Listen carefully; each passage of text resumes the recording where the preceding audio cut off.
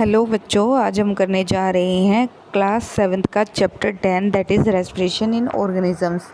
तो बच्चों, अभी तक हमने रेस्पिरेशन की टाइप्स के बारे में पढ़ लिया है। मैकेनिज्म ब्रीदिंग पढ़ा है कि कैसे इनहेलेशन और एक्सहेलेशन से वन ब्रीथिंग रेट बनता है, और इस तरह से हमने यह भी पढ़ा था कि 1 मिनट में हम कितने समय सांस ले सकते हैं। और आज हम पढ़ने जा रहे हैं ह्यूमन रेस्पिरेटरी सिस्टम से। तो कल हम पढ़ चुके थे कि हमने स्टार्ट कर दिया था कि ब्रीथिंग सिस्टम में हमारे लंग्स का बहुत बड़ा योगदान है, और हवा हमारी नेज़ल कैविटी से आती है और नेज़ल कैविटी से होते हुए विंड पाइप के ज़रिए लंग्स तक चली जाती है। तो आज हम शुरू करने जा रहे हैं ह्यूमन रेस्पिरेटरी सिस्टम से।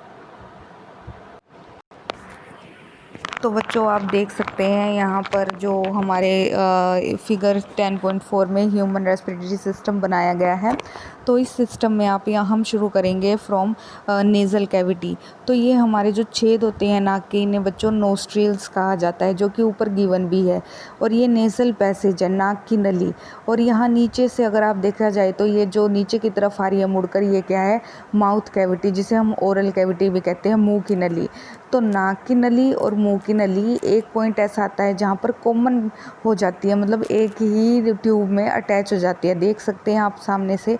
मान लो कि नेज़ल पैसेज से क्या होता है कि यहाँ से हमारी हवा एंटर करती है नाक के थ्रू, और नेज़ल कैविटी से होते हुए नीचे की तरफ जाती है। और जो ये पाइप है, इसको हम और ये भी ध्यान रखना, जहाँ पर वो पाइप जहाँ पर नेज़ल कैविटी और ओरल कैविटी मीट करती है, उसे फेरिंग्स कहा जाता है। आगे जाकर पाइप डिवाइड हो जाती है। जो फूड पाइप है वो अलग हो जाती है और विंड पाइप अलग हो जाती है। तो विंड पाइप को हम ट्रैकिया के नाम से भी जानते हैं। तो आप यहाँ लिख सकते हैं, ट्रैकिया को विंड पाइप भी कहा जाता है। तो हवा यहाँ से होते हुए देख सकते हैं कि विंड पाइप 2 भागों में डिवाइड होगी, और यहाँ पर लंग्स आप देख सकते हैं। तो ट्रैकिया के ज़रिए जो हवा आती है लंग्स में चली जाती है, और लंग्स में जो ये आप देख सकते हैं ब्रांचिंग, फर्दर ब्रांच होती है। आप देख सकते हैं लंग्स में आप ये पेड़ के आकार की टहनियाँ लाइक स्ट्रक्चर देख सकते हैं। ये एक्चुअल में क्या है? ये भी फर्दर डिफ्रेंशिएशन है जो लंग्स के अंदर हो रही हैं। अब इन्हें कहते क्या है मैं आपको बाद में बताऊंगी, पहले हम जनरल स्ट्रक्चर पढ़ लेते हैं। और ये हमारे लंग्स हैं। तो लंग्स जो पिंक कलर के दिखाई दे रहे हैं, और लंग्स इतने सॉफ्ट होते हैं कि इनको प्रोटेक्शन के लिए इनके ऊपर बोन्स प्रेजेंट होती है, और बोन्स को पसलियाँ कहा जाता है, जिनको हम इंग्लिश में रिब्स कहते हैं। तो हमें पता है कि 12 पेयर ऑफ रिब होती हैं जो लंग्स को कवर करके रखती हैं। तो आप इस डायग्राम में आप ये देख सकते हैं कि एक साइड तो आपको रिब्स का व्यू दिखाया गया है कि कैसे रिब्स प्रोटेक्ट करके रखती हैं, और दूसरी साइड आपको अंदर का व्यू दिखाया गया है, इंटरनल एनाटॉमी दिखाई गई है। तो इसका मतलब ये नहीं है कि एक साइड लंग्स पसलियों से घिरे होते हैं और दूसरी साइड नहीं होती।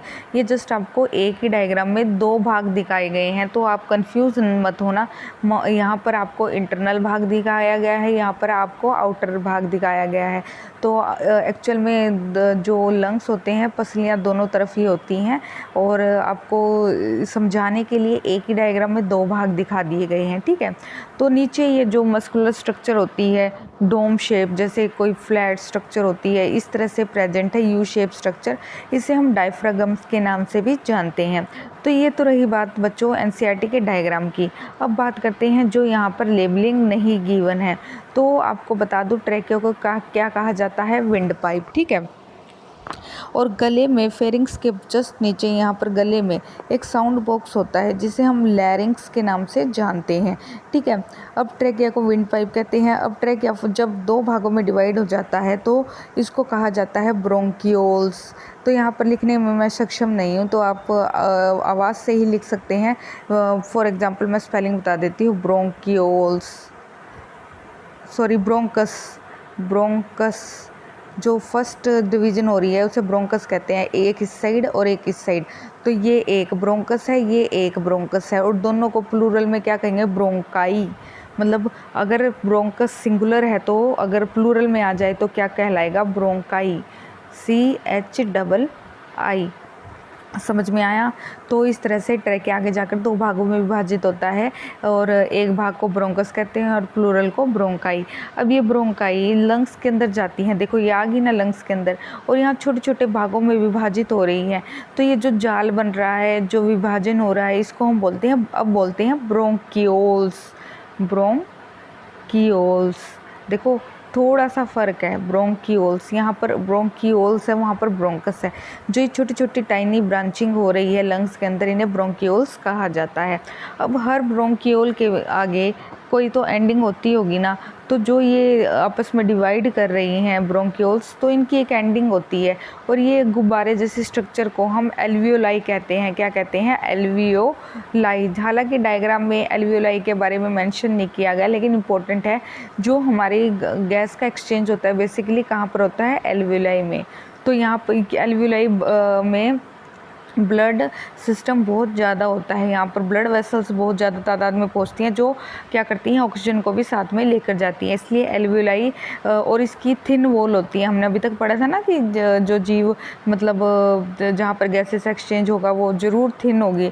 तो एल्वियोलाई की जो वॉल होती है, जो परत होती है, वो भी थिन होती है। दोनों करैक्टर एल्वियोलाई के लिए फेवर करते हैं कि यहाँ पर क्या होता है? Gaseous exchange. क्या कौन कौन से करैक्टर?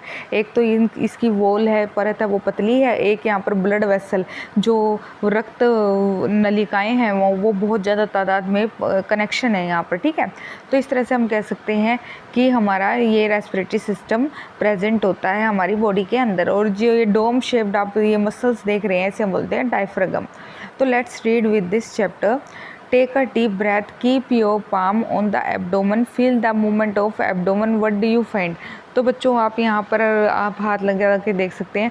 जो ये आपकी डायफ्रागम है वो आपके पेट को अलग करता है लंग्स से। तो डायफ्रागम के नीचे जो भी भाग होता है उसे एब्डोमेन कहा जाता है। बेसिकली एब्डोमेन पेट वाले भाग को कहा जाता है।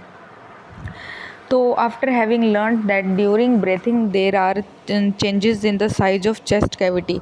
तो हम पढ़ चुके हैं कि जब हम सांस लेते हैं तो चेंज होता है चेस्ट कैविटी में, क्योंकि रिब्स क्या करती है? बाहर की तरफ जाती है और अंदर की तरफ आती हैं। तो children got involve in the chest expansion competition.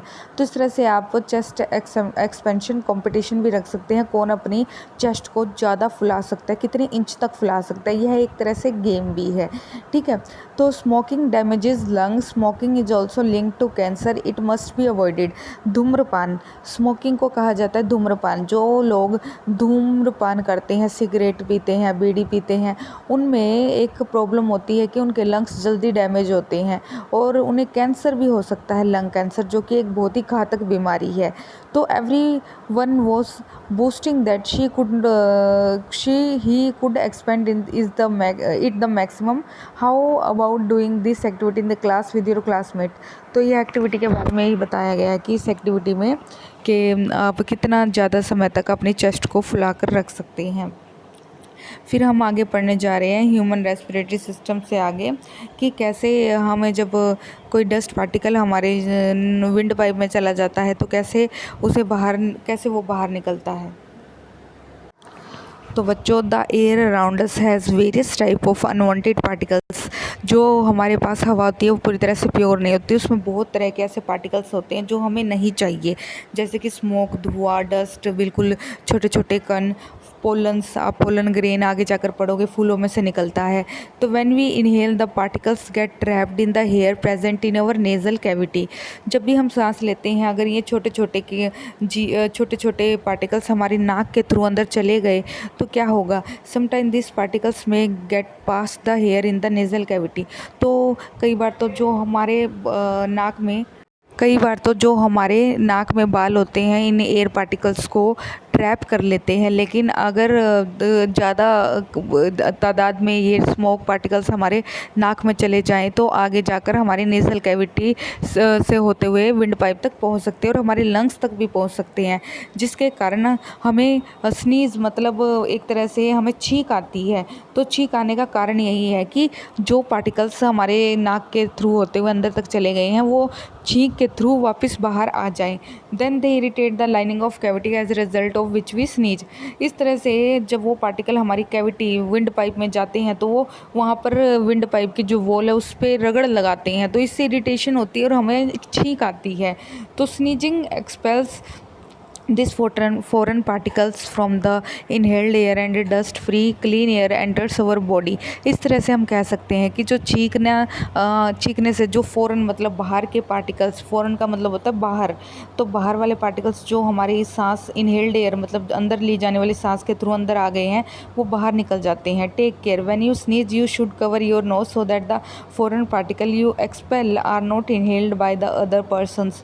तो आपको ध्यान रखना है जब भी आप सांस लें तो और आपको छींक आए, अगर ये पार्टिकल आपके अंदर चले गए तो आपको किसी के मुंह पर नहीं छींकना है, इससे यह दूसरे पर्सन को भी इन्फेक्शन कर सकते हैं। तो बच्चों आज के लिए इतना ही, धन्यवाद।